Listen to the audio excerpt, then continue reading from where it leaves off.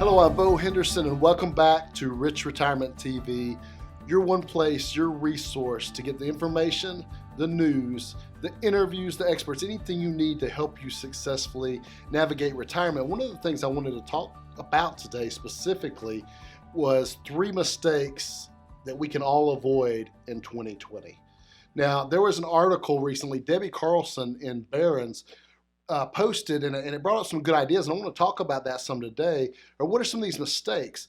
And the first mistake, which if you've heard me for the last 10, 15 years, this is going to be no surprise. The first mistake that we want to avoid is not having a retirement strategy that's written down, not having a written retirement strategy.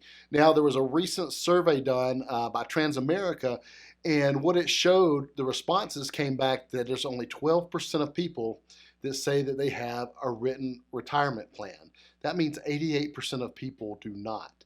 And that is crucial, and that is key, because if we do not have a written plan, we are just taking our stuff to retirement and hoping everything turns out okay.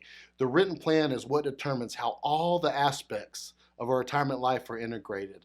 How does our income plan interact with our growth plan, interact with our tax strategy, interact with our estate plan, interact with our health and long-term care plan, and all the other aspects of a successful retirement. So step one, if you're in that window to where you see retirement coming in the next 10 years plus, or we're getting closer and closer, don't go another year without having a written retirement plan. So mistake number one, don't be the 88%, be the 12% that are proactive, they have a plan and they have a contingency, and they're the ones that you see having peace of mind and a successful retirement outcome. So don't make the mistake, have a written plan. Make that on your New Year's resolutions. Let's say that. So for 2020, one of the things I'm going to accomplish this year, even better if you say within the next 90 days of today, or even better the next 30 days, I'm going to either seek out and look for help to have that written retirement plan. The second mistake we want to avoid is not paying attention to the sequence of returns. And let's talk for a minute about what sequence of returns really means and what that is. The sequence of returns is simply the order of the returns in the market year after year. So the way the market works, over time, say we might have a 10% average in the market, but it doesn't come 10%, 10%, 10%. It's not linear at all, right? So a 10% average could be a lot of things. It could be 30% one year. It could be 5%. It could be negative 20. Up 12. So that's what the market does. But over time, that average that gets at that 10% average, while you're accumulating assets, regardless of the sequence of those returns, what order they happen in, you will land at the same number. A 10% average will give you the same number regardless of how you get there while you're accumulating assets. But here's where it gets tricky, and here's where it changes, and here's where it messes up a lot of people, is in retirement, we're not accumulating assets necessarily. For most of us, we're distributing a part of our assets. So the sequence of returns, what years the market's up and what years they're down, have a tremendous impact on how long our assets last. In fact, you could have a higher rate of return average over time while you're distributing assets and actually have your money run out sooner if it happens wrong, if you have bigger losses early on typically.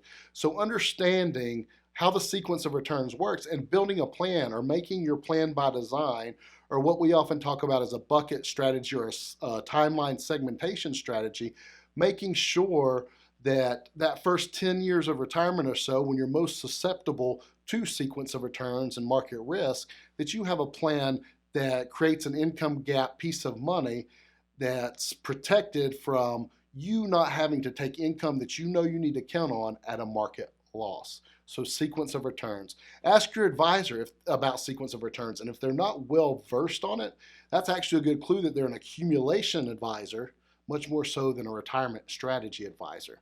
So pay attention to sequence of returns, dig in, read articles, and understand that, because that has a tremendous impact on the number one concern people have in retirement is how long your money lasts and will I run out of money in retirement? So that's two. Understand sequence of returns. And the third thing, and this one gets a little tricky, it's the risk of not taking on the right risk. And what I mean by that is if we have all our assets or too much too big of a percent of our assets in fixed income instruments, we could get in trouble and lose pace to inflation. If we have the wrong ratio or too much in equities and in the market, we could get caught with market returns, getting caught in a down market like we talked about. So it's all about having the right ratio. What is my specific situation? What are my expenses? What are my goals? What is my income gap? And what do I need to accomplish? What do I need to accomplish in that 10-year income period we were talking about? And what kind of money does that need to be? That's often where we identify the ratio from our fixed income money to our long-term growth equity money. Most people do not have a strategy behind why their money is where it is and why it's in what kind of account, and it's not segmented out to do the different jobs you have to do in retirement. And one way we get around this and one way to avoid this is what we call a bucket planning approach. It's literally, we bucket plan out your timeline, liquidity issues for the first year, income needs for the first 10 to 12 years of retirement, and then assets beyond that can be positioned typically for long-term growth, estate planning, and other things like that, legacy planning for that matter. So it's having a plan and knowing what ratio goes in the right bucket to do the right, and to put the right tool in the right place to do the job you need to accomplish. Now, why that's so important and why I want to spend a minute there on taking the right risk and figuring out what is your ratio. Everybody has a total asset and everybody's ratio is different. How does it need to be split between fixed income instruments, liquidity instruments, growth instruments? It's different for every single person. So be cautious when you hear people saying rules of thumb like, hey, if you're 65 years old, you need to have a 60-40 portfolio. You know what? That could be true for a certain person in a certain situation, but that's very dangerous to use rules of thumb, because one of the things I learned, every 10 couples or every 10 individuals I sit down with is 10 completely different scenarios of how those ratios shake out based on you, and it really needs to be a retirement by design specific to you. So understand the right risk, understand those ratios, and unfortunately, the financial services industry does a very poor job of being product focused, leading with product, leading with chasing returns. And the issue with that is that the product is irrelevant if the strategy is wrong. So we got to get the strategy right, and how we do that is make sure we're taking the right risk in the right places. And all that means when we talk about that and navigate that and lay that out, that is creating a retirement strategy. And if you can say that I have a retirement strategy, it's a strategy I understand, and it's a strategy that makes me feel confident, you're probably in the top 5% of your peers. And that's the goal we have here for you at Rich Retirement TV. So let me know what questions you have. We have some free giveaways. We have a retirement success kit that you can have right in the links there. There's a link there. And please subscribe to this channel.